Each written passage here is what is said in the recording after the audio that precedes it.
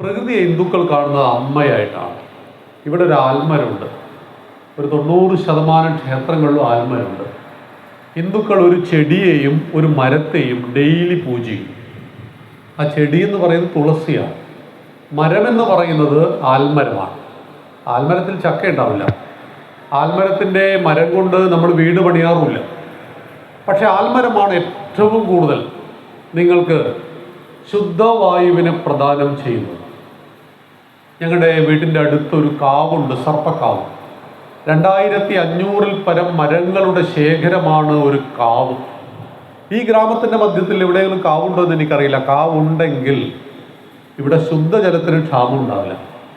ഇവിടെ അന്തരീക്ഷത്തിലെ ചൂട് കൂടില്ല. ഇവിടെ വായു ശുദ്ധമായിരിക്കും. ഒരു ഗ്രാമത്തിൻ്റെ മധ്യത്തിൽ ഒരു സർപ്പക്കാവ് എന്ന സങ്കല്പം ഹിന്ദുക്കൾക്കുണ്ടായിരുന്നു. ഞങ്ങളുടെ തൊട്ടടുത്ത പഞ്ചായത്തിൽ പുരോഗമനവാദികൾ വന്നിട്ട് സർപ്പക്കാവ് വെട്ടിയിട്ട് കോൺക്രീറ്റ് ഇട്ട് കളഞ്ഞു. സർപ്പക്കാവ് എന്ന് പറഞ്ഞാൽ വർഷത്തിലൊരിക്കൽ ആരാധന. പാമ്പിനെയാണ് അവിടെ ആരാധിക്കുക. പാമ്പിന് നമ്മൾ ആരാധന ചെയ്യുന്നവരാണ് ഹിന്ദുക്കൾ. കാരണം പാമ്പ് ഇന്ന് സ്വൈരവിഹാരം നടത്തുന്നത് വീട്ടിൻ്റെ ഉള്ളിലാണ്, ചൂട് കൂടിയപ്പോൾ. ഞാനിപ്പോൾ വരുന്ന സമയത്ത് മെയ് ദിനമാണ്.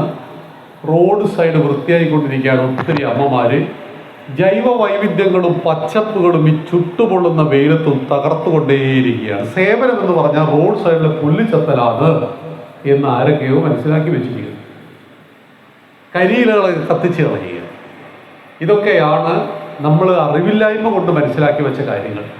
ഒരു പുല്ല് നശിക്കുമ്പോൾ പ്രകൃതിക്ക് നമ്മൾ തിരിച്ചു കൊടുക്കുന്നത് അതീവ വലിയ വേദനയാണെന്നറിയണം. അപ്പോൾ പാമ്പ് താമസിക്കുന്ന സ്ഥലത്തെ നമ്മൾ നശിപ്പിച്ചാൽ നമ്മൾ താമസിക്കുന്ന സ്ഥലത്തെ കാര്യം വരും, പാമ്പ് വരും. പാമ്പിന് താമസിക്കുവാൻ കാവുകൾ ഉണ്ടായിരുന്നു. ആ കാവിൽ പാമ്പുകൾ സ്വൈരവിഹാരം നടത്തിയിരുന്നു. വർഷത്തിലൊരിക്കൽ മാത്രം ആരാധനയുടെ പേരിൽ ഹിന്ദുക്കൾ ആ കാവിൽ ചെന്നിരുന്നു. അങ്ങനെ പ്രകൃതിയെ സംരക്ഷിച്ച ഒരു മഹത്തായ സംസ്കാരത്തിൻ്റെ പേരാണ് സനാതന ഹിന്ദുധർമ്മം. 10 കിണറിന് സമമാണ് ഒരു കുളം, 10 കുളത്തിന് സമം ഒരു തടാകം, 10 തടാകത്തിന് സമം ഒരു നദി, 10 നദിക്ക് സമം ഒരു പുത്രൻ, 10 മക്കൾക്ക് സമം ഒരു വൃക്ഷം. ഒരു വൃക്ഷം 10 മക്കൾക്ക് സമമാണെന്ന് പറഞ്ഞാൽ അതിശയോക്തിയുണ്ട്. പക്ഷേ ഒരു വീട്ടിൽ കുറേ മക്കൾ മരിച്ചുപോയി, അത് ആ വീടിനെ ബാധിക്കും. ഒരു ഗ്രാമത്തിലെ മൊത്തം മരങ്ങളും മരിച്ചുപോയി, ഗ്രാമം ബാക്കിയുണ്ടാവില്ല. അത്രമാത്രം പ്രകൃതിയെ സ്നേഹിച്ചു. ആ പഠനത്തെ നമുക്ക് തിരിച്ചു പിടിക്കണം.